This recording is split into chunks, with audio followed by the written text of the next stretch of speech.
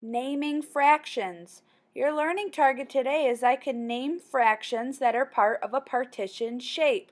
And you'll know you're successful when you can name unit fractions by describing the part of the whole, numerator, and the total, denominator. Today we are going to be looking at how to name a fraction.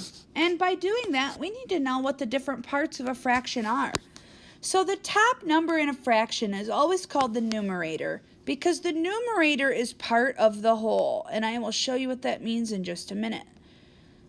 And then the bottom number, after we have that fraction bar in the middle, the bottom is called the denominator.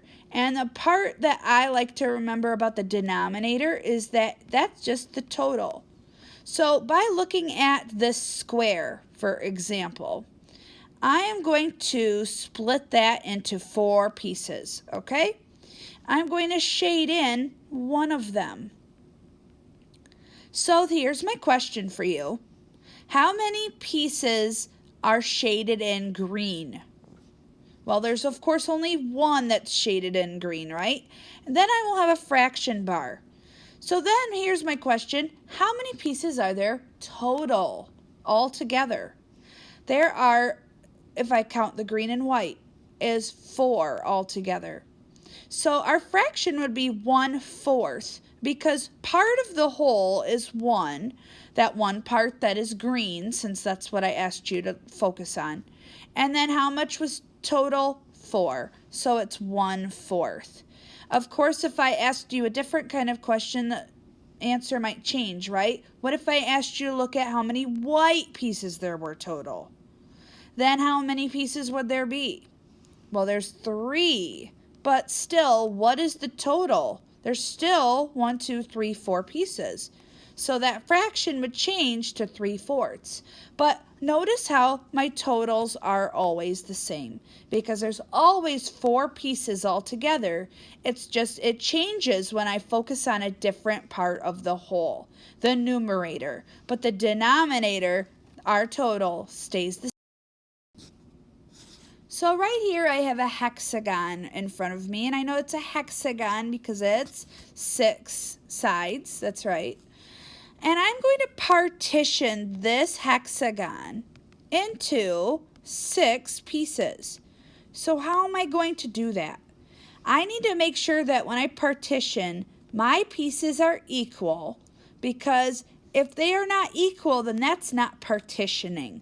Partitioning has to be splitting my shape into equal pieces, okay? So I'm going to try my best to make these the same. And by doing that with a hexagon, I am going to start my line by kind of making like an X at first. And then I'm going to make one more like that. So now, as you can see, I have 6 pieces all together. And so I'm going to try to make a fraction out of that. So going with yesterday, what would be my unit fraction? So that would be 1 piece would each be the same fraction. Let's think of the total. That would be my denominator. How many pieces do I have total out of my shape? I have 6, right? And then what would be one of those pieces, the part of the whole? My numerator should be 1 because that's one part of the whole. Because we know the whole hexagon has 6 altogether, and just 1 is part of the whole. So then we have 1/6, 1/6, 1/6. All of these are 1/6. That's our unit fraction. So now let me ask you some questions about this and kind of change up the problem a little bit. What if I color in or shade in half of this hexagon? So half of this is shaded in.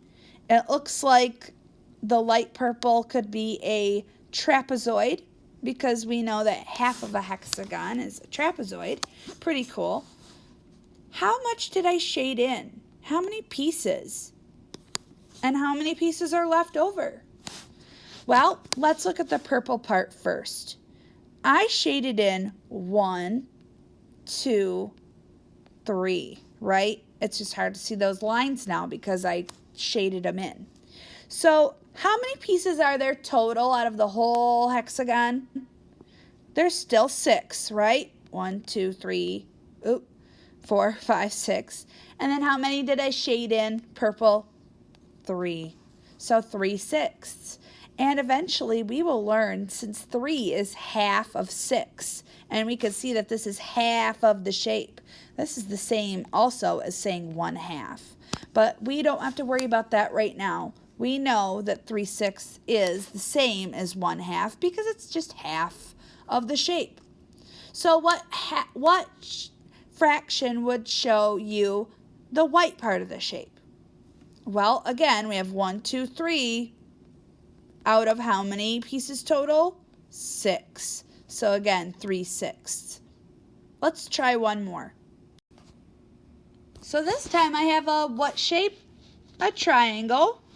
And I'm going to partition this shape into 2 pieces. Okay, what did it mean again to partition? That meant that I need to split this shape into 2 equal pieces. Okay, and remember, partitioning means to make sure they're equal. If I had this rectangle and I needed to partition this into 3, would that be partitioning? When I have a skinny end right here and this is really wide in the middle and then this is kind of like an in-between. Nope, that is not equal. Okay, this might be another example. Would that be equal? Nope, that's not partitioning. This would be partitioning, right?